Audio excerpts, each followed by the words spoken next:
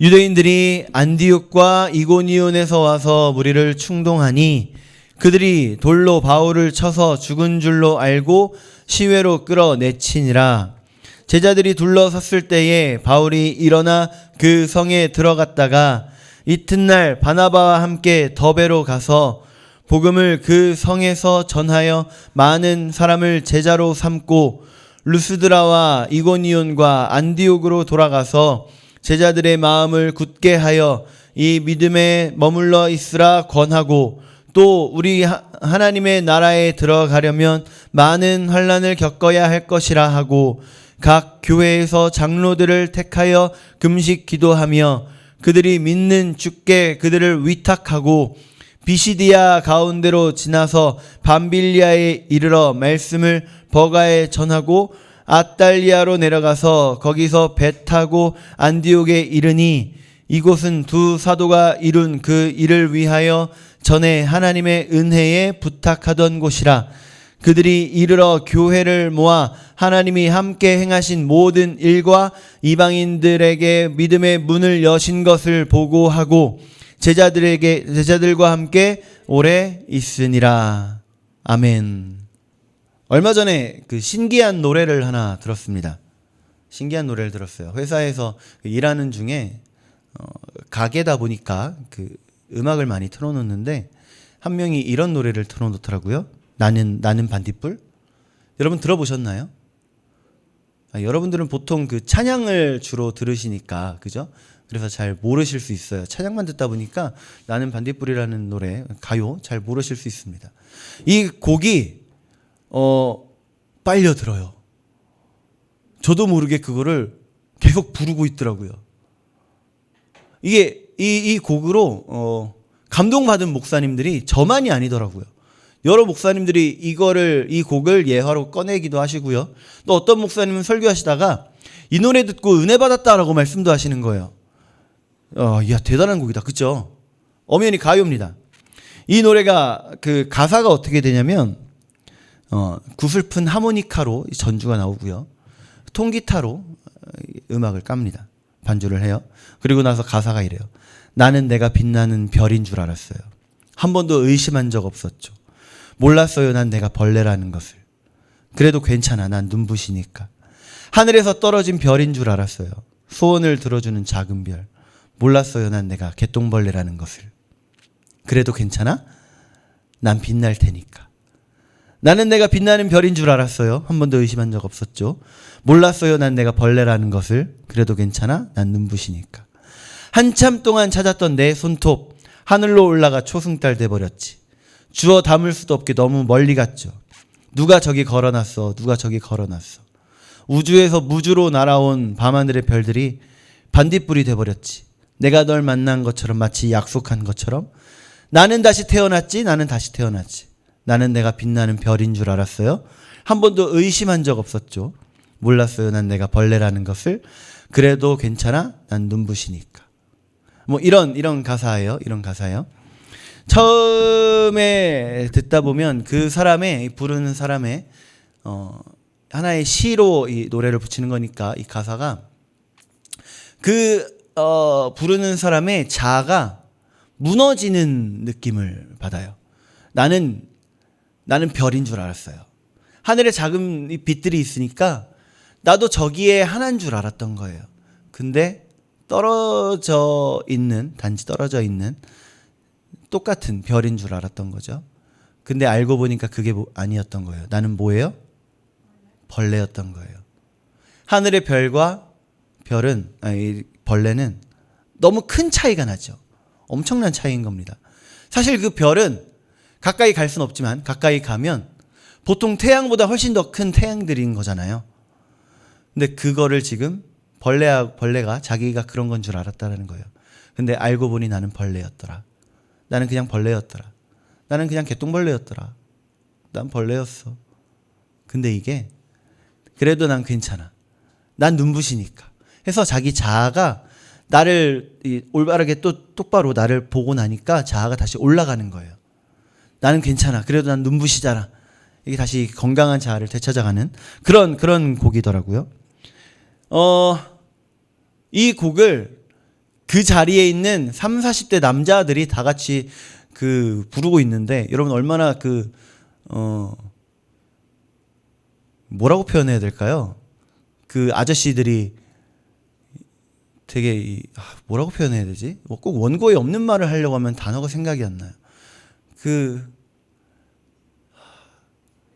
그렇죠. 되게 처량하고 막 그런 거. 아유, 왜 저러나. 그런 자리가 돼버린 거예요. 부교역자로 있던 교회들, 여러 교회들이 있었죠. 지금까지. 그 교회들 중에 한 곳에서 다른 곳으로 옮겨가고 나서 한번 제 안에 제가 깨진 적이 있습니다. 거기 있는 사람들이 나보다 워낙에 뛰어나서 내가 깨졌다라기보단 그냥 그 자체로 내가 깨지는 시간이 있었어요.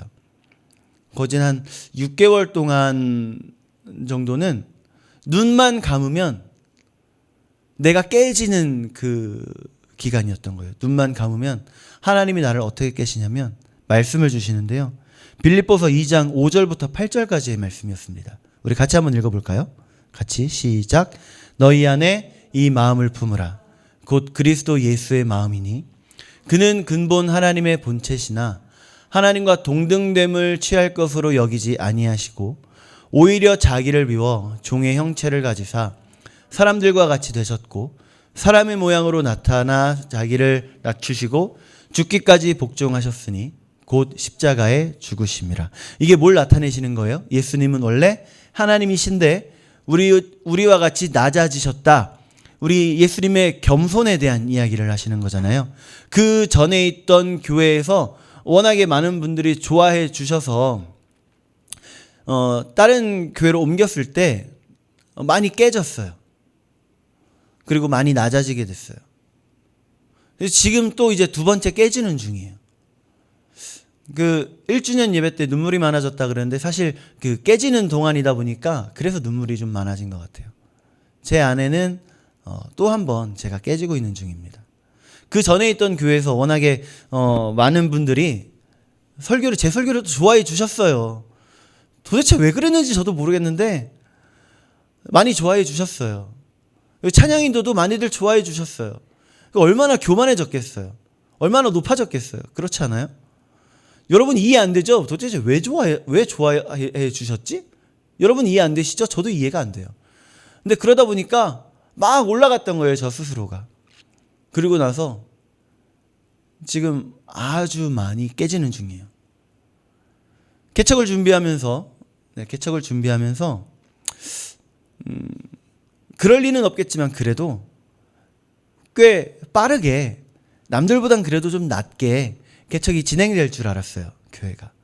근데 그게 많이 깨지는 중이에요. 오늘 그래서 1주년 예배 이후에 이 말씀을 준비하는 가운데 기도하는데 하나님께서 내가 하나님께 어떤 말씀을 전하면 좋을까요? 라는 기도를 계속했어요. 일을 지금은 그만둔 상태다 보니까 시간이 참 많잖아요. 그래서 기도를 정말 많이 했습니다. 의외로 여러분 생각보다 좀 더 많이 했어요. 기도하는 중에 하나님께서 이 말씀을 주셨습니다. 사도행전 14장의 말씀. 이 사도행전 14장이라는 것이 매우 중요해요. 사도행전 14장이라는 게 정말 중요합니다. 사도행전은요 13장을 기점으로 해서 하나님께서 쓰시는 그 주인공이 달라져요. 12장까지는 예루살렘 교회와 그리고 베드로를 비롯한 12명의 사도들이 주로 나와요. 그리고 물론 집사님들이 나오죠. 그런데 13장이 넘어가게 되면 그때부터는 이제 안디옥 교회와 바울이 등장을 하기 시작합니다. 초점이 예루살렘으로 초점이 맞춰져 있었다면 13장부터는 이제 안디옥 교회로 초점이 달라지는 거예요. 14장부터는.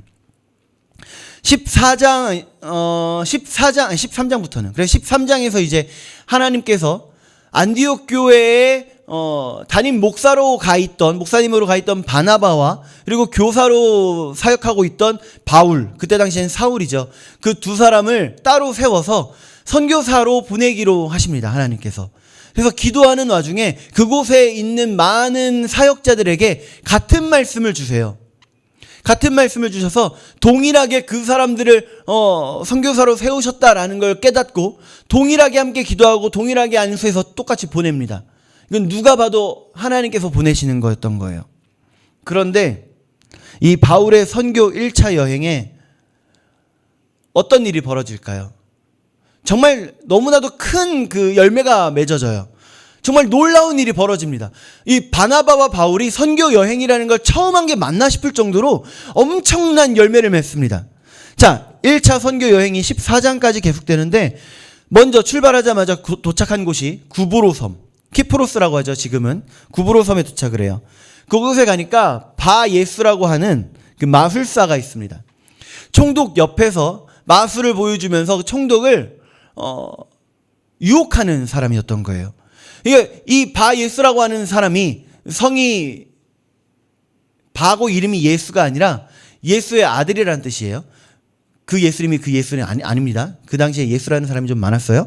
어쨌든 그 바예수라는 마술사가 옆에서 총독을 충동질하니까 총독이 안 믿는 거예요. 아무리 바울이 바나바가 열심히 전도를 해도 아니야, 이 예수가 하는 거 봐봐, 이 바예수가 하는 거 봐봐, 똑같이 하잖아, 이 사람이 더 위대해, 예수 에이 몰라, 이랬던 모습이었던 거예요. 그런데 바울이 그 바예수를 저주합니다. 저주해요. 그랬더니 그 바예수가 눈이 멀어버려요. 그리고 아무것도 못하는 거예요. 총독이 그걸 보고 이들이 전하는 예수님이 진짜구나 하고 총독이 변화됩니다. 그래서 구브로 섬 전체가 복음화되는 놀라운 일이 벌어져요. 뭐 완전히 100%는 아니지만요. 그리고 나서 그곳을 떠나서 이고니온이라는 곳에 도착을 합니다. 이고니온이라는 곳에 도착한 바울 일행이요, 전도를 하는데 엄청난 열매가 일어나는 거예요. 유대인도 돌아오고 헬라인도 돌아오고 뭐 야만인들도 돌아오고 많은 사람들이 돌아와요. 그런데 돌아오는 와중에 돌아오지 않는 인간들이 문제가 돼요. 그 인간들, 유대인 중에 안 돌아온 그 인간들이 남은 사람들을 충동질해요. 그래서 바울과 선교 일행에게 돌을 던지겠다, 이런 장면까지 연출이 됩니다. 그래서 바울과 그 선교팀이 떠나요. 떠나서 도착한 곳이 루스드랍니다. 여기서는요 진짜 놀라운 일이 벌어져요. 진짜 어떤 안진뱅이가 있는데 바울이 그 안진뱅이 안에 믿음이 있는 것을 깨달은 거예요. 그래서 그 안진뱅이를 향해 일어나 걸어라, 일어나라 명령을 합니다. 정말로 벌떡 일어나서 걷고 있는 거예요. 그걸 보고 사람들이 뭐라고 하냐면 바나바를 보고 와 제우스다, 바울을 보고 와 헤르메스다, 심지어 그 신전에 일하던 제사장들이 와서 바나바랑 바울한테 제사까지 지내려고 하는 그런 놀라운 일이 벌어집니다. 얼마나 높아질까요? 얼마나 교만해질 수 있을까요? 물론 이 사람들은 안 그랬겠죠. 저 같으면 엄청나게 교만해졌을 겁니다. 그런데 그렇게 하늘 높은 줄 모르고 그 위상이 쭉쭉 올라가던 선교팀에게 끔찍한 일이 벌어져요. 이고니온에서 돌로 치려고 했던 사람들이 이 루스드라까지 쫓아온 겁니다. 그리고 남은 믿지 않는 사람들을 충동질해요. 그래서 모인 사람들이 바울을 향해 실제로 돌을 던집니다. 우리 19절 같이 읽어봐요. 19절 시작. 무리를 충동하니 그들이 돌로 바울을 쳐서 죽은 줄로 알고 시외로 끌어내치니라. 정말 죽은 줄 알고 시체를 그 성 안에 둘 수 없으니까 밖에다 던져내버린 거예요. 엄청나게 끔찍한 일 아니에요? 아주 승승장구하면서 즐겁게 신나게 사역하던 그 바울의 선교팀 안에 끔찍한 일이 벌어진 거예요. 지금은 아직까지는 바나바가 그 팀의 팀장이긴 해요. 그렇지만 말씀을 거의 다 전하다시피 했던 그런 바울이 지금 죽었다라는 생각이 들 정도로 끔찍한 일이 벌어진 거예요. 우리 20절 앞에만 한번 읽어봅시다. 앞에만. 자, 제자들이 시작. 제자들이 둘러섰을 때에, 여기까지만. 바울이 죽은 줄 알고 내쳐진 거예요. 완전히 돌을 맞았으니까 피투성이가 됐겠죠. 몰골이 말이 아닐 겁니다. 그런 상태로 바닥이 내팽개쳐진 바울을 둘러서 있는 선교팀원들, 우리 한번 상상해 보자고요. 그들의 상황이 어땠을지. 눈물 정도로 끝났을까요? 얼마나 하나님이 원통했을까요? 하나님이 얼마나 원망했을까요? 끔찍한 이 장면 앞에서 그 사람들의 마음이 얼마나 갈기갈기 찢어졌겠냐고요. 하나님 우리 가라고 하셨잖아요. 하나님이 이렇게 만드셨잖아요.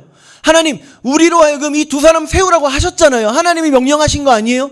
하나님이 이렇게 하신 거잖아요. 왜 이런 일이 벌어져요? 하나님 지켜주셨어야죠.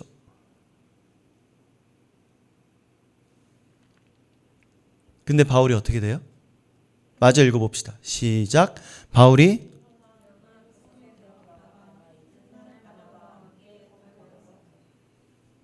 네, 이어서 읽어봐요. 21절도 시작. 여기까지요. 여기까지.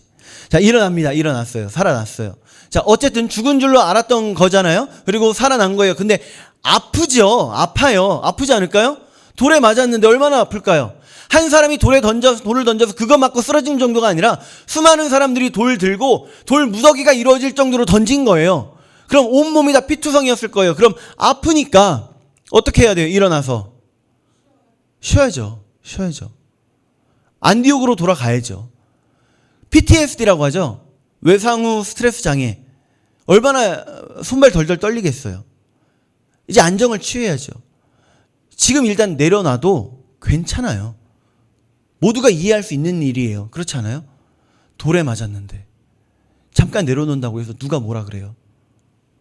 그런데 그게 아니었죠. 어떻게 했다고요? 21절 다시 보여주시겠어요? 어떻게 해요? 자, 다시 읽어봐요. 21절 시작. 복음을 그 성에서 전하여 많은 사람을 제자로 삼고 루스드라와 이고니온과 안디옥으로 돌아가서, 자, 이게 어떻게 되는 거냐면, 자, 일어났어요. 일어났으면 이제 힘들어, 안 되겠다, 이제 다시 안디옥으로 가서 좀 쉬어야 되겠다가 아니라 가던 길을 마저 가는 거예요. 더베까지였거든요. 더베까지 갔어요. 더베에 들어가서 마저 내가 해야 할 일, 나에게 맡기신 일을 감당하는 겁니다. 그리고 나서 거기서 이제 조금만 더 동쪽으로 가면 뭐가 나오냐면 다소라고 하는 지역이 나와요. 다소가 어딘지 아세요? 다소 사람 사울. 사울의 고향. 엄마와 아빠가 있는 그곳. 그 안정감 다시 채울 수 있는 너무나도 따스한 그곳. 다소. 조금만 가면 나와요. 조금만 더 동쪽으로 가면 뭐가 나오냐면 안디옥이 나옵니다. 무슨 말이냐면 이제 조금씩만 가면 내가 편히 쉴 수 있는 곳이 두 곳이나 있어요. 그런데 어떻게 간 거예요 지금? 그게 아니라 제자로 삼고 그 다음에 어디 갔다고요? 루스드라. 자, 더베까지 갔어요. 루스드라는 어디예요? 되돌아간 거예요. 이고니온 어디예요? 되돌아간 거예요. 여기서는 안디옥이 바로 나오지만 우리가 더 읽은 우리 본문에서는 지금까지 갔던 그 곳을 다 찍고 돌아갑니다. 돌에 맞아 죽을 뻔한 그 바울이요. 무슨 말이에요? 완전히 죽을 뻔한, 이제 내려놔도 그 누구도 뭐라 안 할 그 바울이 지금 가던 길을 마저 가는 것만으로 끝나는 게 아니라 되돌아가서 지금까지 우리가 세웠던 교회들을, 그 교회 장로도 세우고요, 이제 힘든 고난이 환난이 있을 거야 라고 하면서 그들을 다독이기까지 합니다. 놀라운 일이죠. 놀라운 일. 우리 이 바울이 어떻게까지 고백을 해요? 나의 달려갈 길과 주 예수께 받은 사명 곧 하나님의 은혜의 복음 증거하는 일을 마치려 하면은 나의 생명조차 조금도 귀한 것으로 여기지 아니하노라. 하프만 학생, 이게 누가 한 말이라고요? 네, 사울이자 바울. 네, 바울이죠, 바울. 여러분, 우리가 세상 살면서요, 세상을 성도로서 살아가는 거, 그것만으로도 사실 힘들어요. 그것도 힘들어요. 그거 자체가 우리를 이 땅에 보내신 이유입니다. 이유예요. 우리에게 맡기신 사명인 겁니다. 여러분, 우리 세상을 담대하게 살아갑시다. 복음을 부끄러워하지 아니하노니, 이건 누가 한 말일까요? 네, 이것도 바울이요. 내가 복음을 부끄러워하지 아니하노니, 네, 그 복음이 바로 우리의 생명이 됨이라. 여러분, 우리가 이제 또 일주일 동안의 삶을 살아가게 될 텐데, 우리 안에 나를 살리신 우리 예수님, 그 예수님의 은혜로 말미암아서 바울이 그토록 힘든 일을 겪었음에도 불구하고 포기하지 않고 그 사명 완수하고 심지어 되돌아가기까지 했던, 그게 예수님의 사랑을 마음속에 담았기 때문이죠. 우리 계속해서 우리에게 주어진 사명, 여러분 한 사람 한 사람에게 주어진 그 사명 온전히 감당하는 우리가 되기를 축복합니다. 기도하겠습니다.